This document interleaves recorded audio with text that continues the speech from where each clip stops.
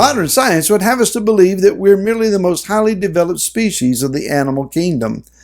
Yah has a place that he is calling us to that is much higher than that. Hi, this is Barry Phillips with 10-Minute Torah, Day 3 of the Torah portion, Vayikra. And he called. Let's go to the book of Vayikra, or Leviticus, chapter 1, and read verse 2.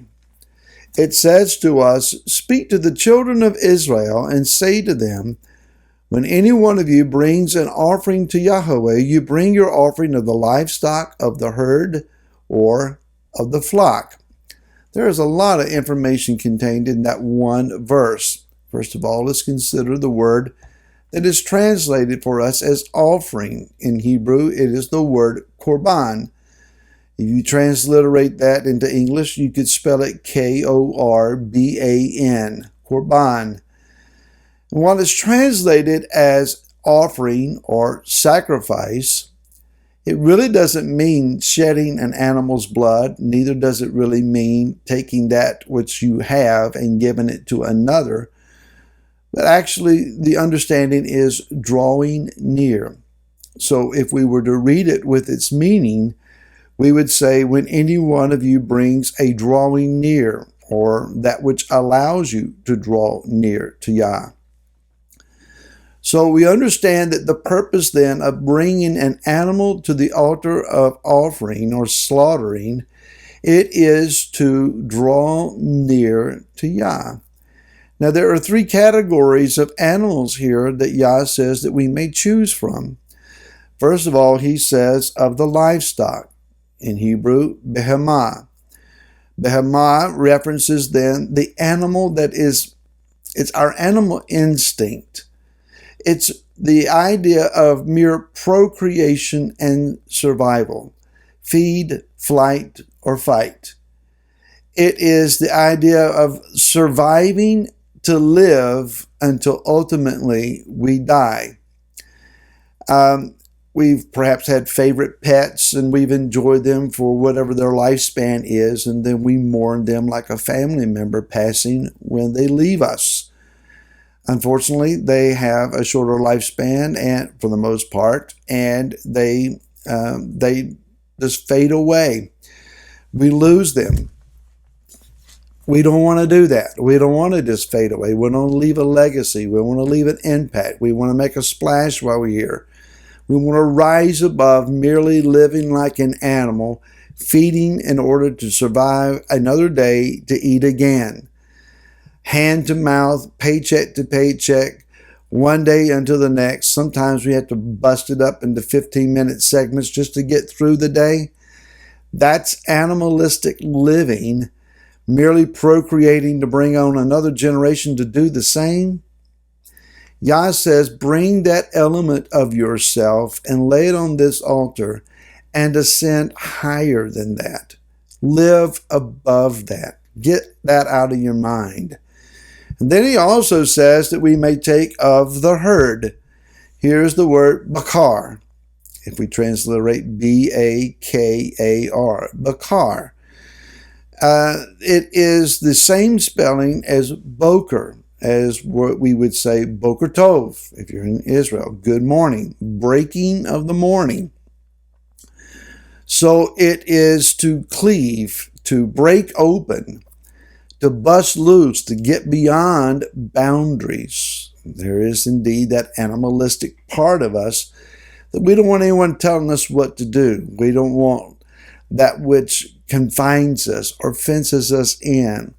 We need some elbow room. We need a big brother to leave us alone and let us handle things for ourselves. All of that mentality, it actually has a root in an animal mindset, a very fleshly mindset. And so again, we're being called to lay these things on the altar and to rise above that kind of living, being willing to live within the boundaries that Yah grants unto us. Within those boundaries, which are large and expansive, there's plenty of room to live with joy and life and light, to experience the fullness of the Most High, and to build community with Him and with one another. We're not narrowly fenced in. It's not a small constricted area. It's large and expansive, but it does have boundaries. And then finally, he says that you may take of the flock, son. Again, transliterating Tzon, referencing more of the flock, like sheep, perhaps. And here is the herd mentality. Following the crowd, going with the flow, seeing what everyone else is accepting and saying, I want to be a part. I want to do my part. I want to do my thing. I want to contribute just like everyone else, but it's only to appease the others. It's not necessarily for a righteous cause. Unfortunately, so I have been told, one sheep may graze and never look up and graze himself right off the edge of a cliff. And the sheep right behind him would follow suit, never looking up, just following the feet in front of him, grazing right along and fall right off the cliff right behind the first one. So be careful about who you're following.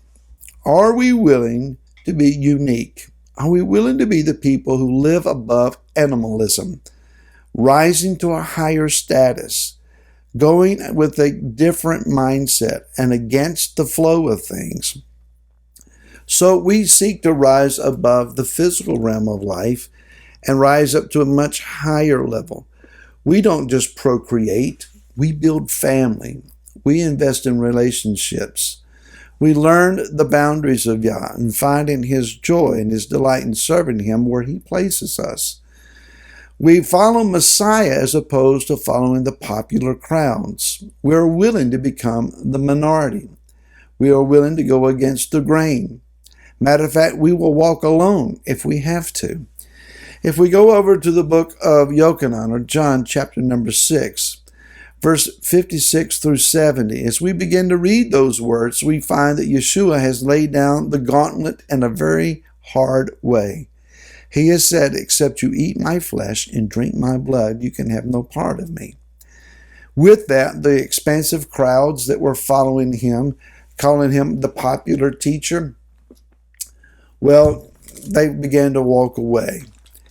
And unfortunately, that left a very small minority. And Yeshua then looked at his 12 and said, are you also going to go away? Shimon Kepha, Simon Peter, said, where else are we going to go? Only you have the words of eternal life. And so we find then that at least there were some moments of wisdom among the 12. In Matthew chapter 17, verse number 13, Yeshua says, enter in through the narrow gate, because the gate is wide and the way is broad that leads to destruction, and there be many who enter in through it. Because the gate is narrow and the way is hard pressed, which leads to life, and there are few who find it. Are we striving to be a part of the in crowd? Those who are looking to survive? Is this the life that we're selling out for? Think about that. Are we selling out our values, our morals, our righteous choices in order to be accepted in the mainstream of this life? This life is but a passing shadow. When all is said and done, there's not going to be necessarily a lot left of what we would give our right arm to buy, perhaps. Well, there is a kingdom that is coming. Yeshua said in Matthew chapter 6 and verse number 33, but seek first the reign of Elohim and His righteousness, and all these will be added unto you. He has knowledge that you have to eat, that you need shelter, and you need clothing, and you need transportation. He knows that you need relationships. He has knowledge of all these things. Outside my window here, I have a bird feeder. I post it up. I fill it with bird seed, and the birds come, and I enjoy watching them. But if I didn't do that, Yah's got plenty of bugs outside for them to eat. They're not skinny. Yah takes care of them. How much more valuable are you? Don't sell yourself out cheap. Put the animal of your life on the altar and rise to the higher level. More tomorrow. Until then, shalom.